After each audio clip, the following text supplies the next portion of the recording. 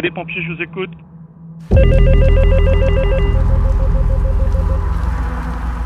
Les pompiers ? C'est pour vous déclarer un incendie. On est en plein milieu de la forêt, nous, si vous voulez. En fait, on a même 2 départs de feu. Il y en a un autre là-bas. Putain, ça craint. On va être obligé d'évacuer, là. Oui, on a un feu. Je suis à Clé. On a un feu juste derrière chez nous. Moi, j'écoute. Oui, il y a le feu dans la chambre. C'est ça, madame. Très loin, et je vous rappelle, il y a plusieurs départs de feu. On était confrontés à 4 feux significatifs en termes de feux de forêt, plus une activité opérationnelle sur le reste du département qui était particulièrement soutenue. Ouais, là, j'ai 2 ou 3 départs de feu dans la 2 forêt. ou 3 départs de feu dans la forêt. Oui, bonjour, c'est pour vous signaler un On feu. avait un vent d'est assez fort, ça laissait promettre une attaque très importante. Les flammes sont passées de 2-3 mètres à 30-40 mètres de haut.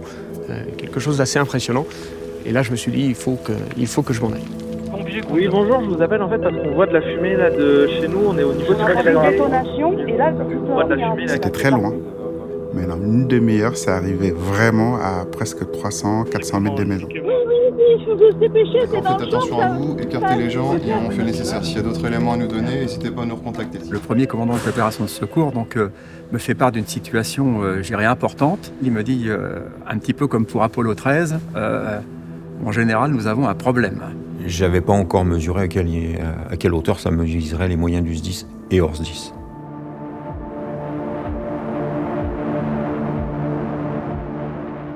Une des premières actions, du coup, c'est de trouver tous les accès et de faire le tour du feu. La première crainte, c'est de faire évacuer la forêt, en fait, d'être sûr qu'il n'y a personne dans la forêt. Il y avait quand même des vents qui étaient tournants, donc des difficultés à savoir vers où le feu va aller, puisqu'il changeait continuellement de direction. Surface menacée, plusieurs dizaines. Tout se joue dans la première reconnaissance, puisque cela permet de dimensionner tous les moyens nécessaires à la lutte contre le sinistre. Donc en tant que premier coach, je suis engagé avec 4 véhicules de secours de Beaufort-en-Vallée, de Saint-Mathurin-sur-Loire et 2 de Angers Académie et Angers Ouest. Ligne RTE directement menacée. Le feu est en propagation totalement libre à notre arrivée. Les moyens ne sont pas dimensionnés pour pouvoir le contrôler. Donc très rapidement, je demande des renforts avec 2 groupes d'intervention feu de forêt. Et puis, suite à la seconde reconnaissance, un groupe de protection urbain, puisque de nombreuses défenses de points sensibles seront à réaliser. Un château est menacé, plusieurs habitations sont menacées, ainsi que dans un temps un peu plus lointain, un lotissement d'habitations comprenant une 50aine de maisons est directement menacé. Mosée-Beaulieu. Et là, il y a un épais nuage noir qui sort. Et il y a un autre feu à gauche du Haras. Les premières actions depuis le point de rendez-vous, ça a été de trouver un élu qui s'est présenté très très vite. On est parti avec un 4x4 en reconnaissance pour faire le tour du feu et voir les points sensibles qui étaient à défendre le plus rapidement possible. L'enjeu, c'était éviter que le feu aille justement sur tout ce qui était bâtimentaire, donc l'écurie, le lieu-dit Laboire et le château de Montbonneau. Les objectifs, ils sont complètement liés à nos missions premières, la protection des personnes et des biens. Donc, dans un premier temps, l'évacuation et le soutien à la population qui était directement impactée par le sinistre. Dans un deuxième temps, ça a été la protection des points sensibles, c'est-à-dire les habitations, les exploitations agricoles, les domaines que pouvaient nous donner d'ailleurs les agriculteurs présents sur le terrain. Et puis, en parallèle donc, de ces actions, ça a été bien sûr l'attaque du feu, en particulier donc, pour la protection des massifs les plus sensibles. L'adresse indiquée en présence d'un violent feu de forêt dans une sapinière avec un vent d'est relativement fort. J'ai entendu des munitions, comme si c'était un maltrape. J'ai dit, tiens, c'est bizarre. Il n'y a pas de chasse. Et j'ai dit, tiens, il y a de la fumée. Un champ de munitions d'après-guerre, de nombreuses explosions. Nous n'avons pas pénétré dans les bois, resté dans les pénétrants. On a eu un feu un peu particulier sur Baugé. On était dans une zone identifiée avec des munitions de la guerre. Là, on a eu, je crois, des éléments concordants, notamment la sécheresse et puis certainement le camp de munitions qui peut être un des facteurs de départ. Il y a déjà des engins qui sont arrivés, donc 3 engins du Maine-et-Loire et 4 engins de la Sarthe. Et je vois déjà un feu qui était déjà très virulent. Et donc je commence à donner mes premières instructions, notamment de protéger le site de Montjoie qui accueille donc des personnes handicapées. Et ma priorité a été là. Et sur le GIF, le groupe d'intervention feu de forêt de la Sarthe, je leur demande d'aller attaquer le feu pour essayer de le stopper. Pendant que je vais faire une reconnaissance derrière pour voir s'il y a des points sensibles à protéger. Et le feu, en fin de compte, n'était pas en direction du nord, il était en direction du sud. Donc je reviens au sud pour prendre contact. C'est là qu'il me dit on est débordé par le feu, il faut que je me retire, on n'arrive pas à le maîtriser tellement il est violent. Tout le secteur de Montjoie est protégé, il devient la priorité, mais on voit que l'incendie est trop puissant et qu'il s'étend et qu'il va petit à petit vers les zones urbaines. Donc là, deuxième peut-être vent de panique où il faut évacuer. Le mardi soir, on demande aux personnes de quitter les lieux, leur habitation, sans savoir si effectivement elles vont pouvoir revenir dans leur maison quelques jours après. La priorité, c'est d'évacuer ma propre famille puisque l'incendie est venu à 10 mètres de la maison. À un peu plus d'1 mètre du garage, de protéger les personnes handicapées, mes parents qui sont âgés, et de mettre tout le monde en sécurité, ainsi que les animaux. On vient de partir, on a laissé nos chèvres et nos moutons et on a emmené nos chiens, tout ce qu'on peut et tout ce qu'on peut se vouer. Ce qui m'a vraiment marqué, c'est d'être obligé de faire partir des gens de leur maison et de savoir que ces gens laissaient tout, qu'ils ne savaient pas ce qu'ils allaient récupérer. Il y a quelques habitants qui, pour l'instant, ne veulent pas être hébergés ailleurs et qui attendent la fin de l'incendie pour regagner leur maison. Mon rôle, dans un premier temps, ça a été d'armer entre guillemets, le plan communal de sauvegarde, qui pour nous est important. On avait un document, et lorsqu'on l'a établi, on se demandait si un jour il nous servirait à quelque chose. On a tout de suite compris que ça servait à beaucoup de choses et que c'était très utile. Donc là, le plan communal est enclenché et j'essaie d'organiser, de structurer, essayer aussi d'organiser les bonnes volontés, parce qu'en fait, tout le monde veut aider. Oui, c'est mon 4e tour, là. Je tourne avec ma tonne à lisier remplie d'eau. Avant même que les premiers renforts demandés arrivent, se présentent déjà des agriculteurs avec des citernes. Il y a de l'aide des agriculteurs et des viticulteurs pour apporter de l'eau très rapidement avec des grosses citernes. On pompait de l'eau dans notre cuve qui faisait 12 000 ou 13 000 litres. Donc en fait, nous, on roulait sur la route et on arrivait à lancer l'eau à 7, 8, 10 mètres à côté, quoi. Ils ont été le relais indispensable, ils alimentaient les citernes des pompiers et ont permis aux pompiers de rester toujours au contact, quoi. Ça permettait aussi de gagner un temps précieux dans les déplacements des pompiers. Moi, j'ai trouvé ça sensationnel, j'ai adoré travailler avec les pompiers. Ce qui m'a surpris, c'est leur calme, de réagir le plus rapidement possible, trouver des solutions. Franchement, moi j'étais très surprise par leur organisation. Je suis arrivée très rapidement sur le terrain puisque j'avais besoin d'être à leur côté.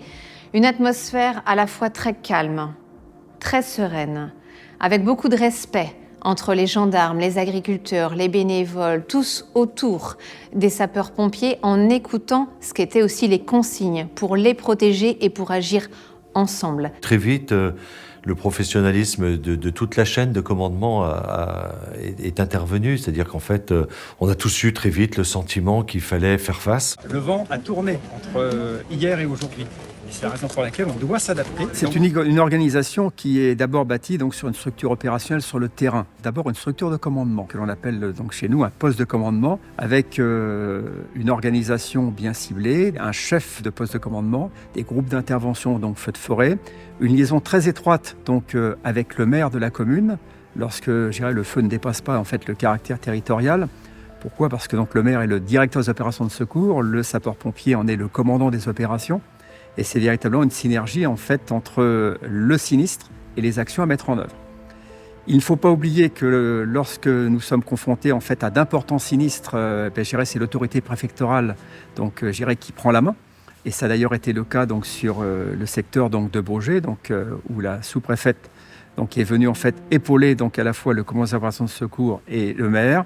Et puis en appui, c'est bien sûr notre centre opérationnel départemental, le CODIS, qui a pour objectif de nous préparer et de préparer les moyens donc en renfort, alimenté pour cela également donc par une communication permanente de remontée d'informations, à la fois donc vers le centre opérationnel zonal basé à Rennes et le COGIC basé sur Paris. Je te valide le GIF, pense au FDF3.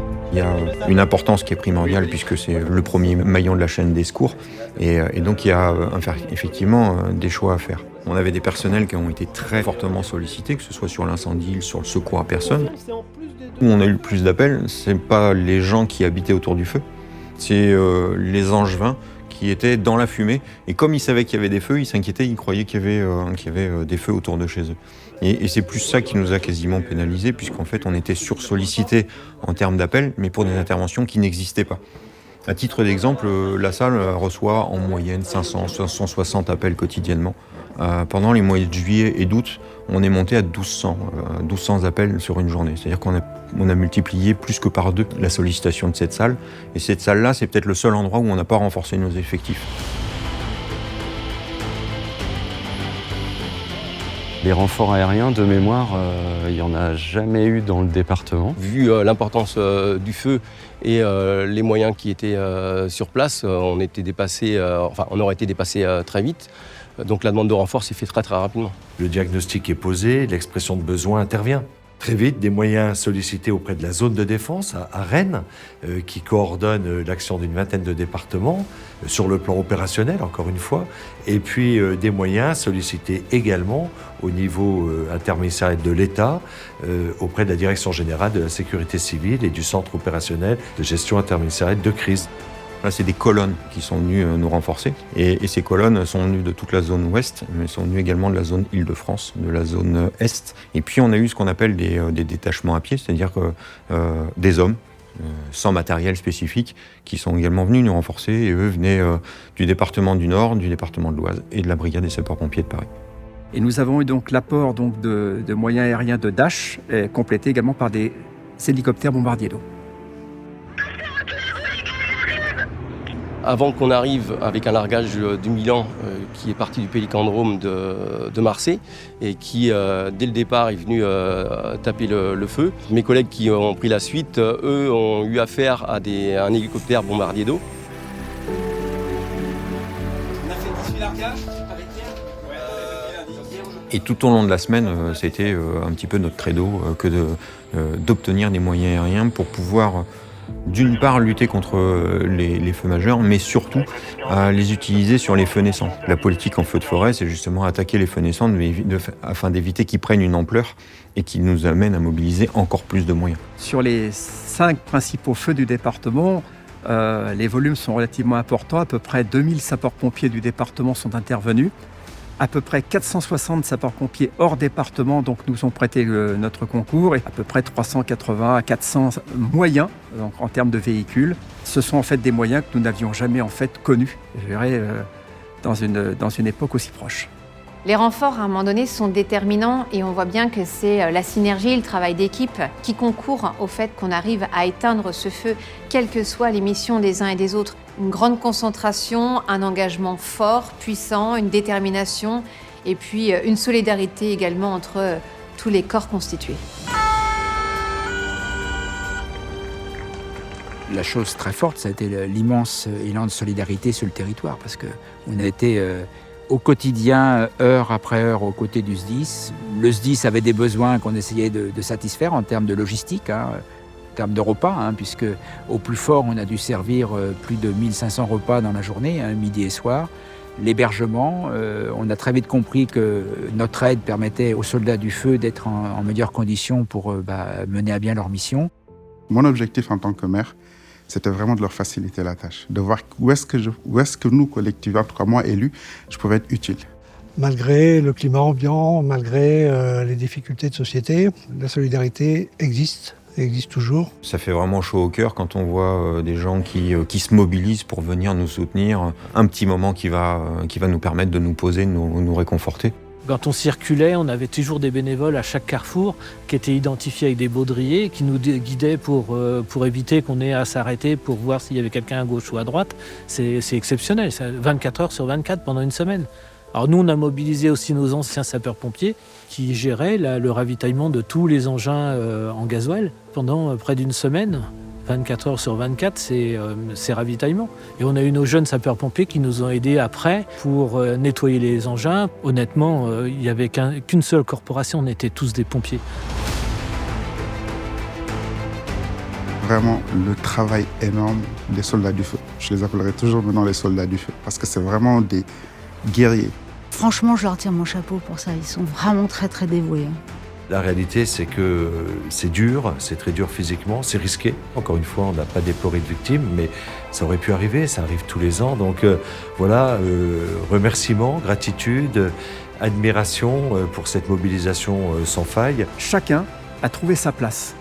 Chacun a pu répondre, je dirais, à la mission qui était la sienne. Et c'est véritablement en fait une véritable démarche de satisfaction que je tiens en fait à souligner.